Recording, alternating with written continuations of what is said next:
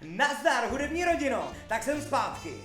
Minule jsme si ukázali, jak se hrajou akordy na kytaru a na konci téhle první lekce jsem vám slíbil, že se vrátím zpátky a to je právě teď.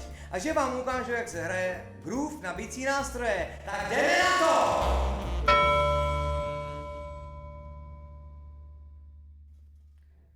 Správně se hraje na velký buben tak, že se dá noha na šlapku, nohu na šlapku a pořádně.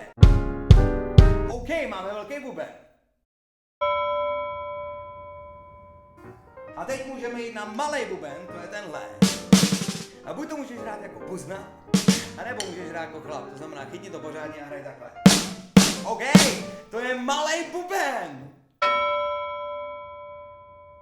Máme zvládnutý velký buben a malý buben.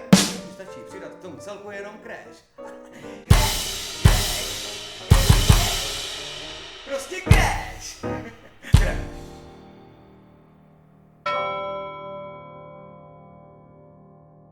A teď to všechno pospojujeme dohromady a uděláme si z toho bubenický groove. Jdeme na to! Hey!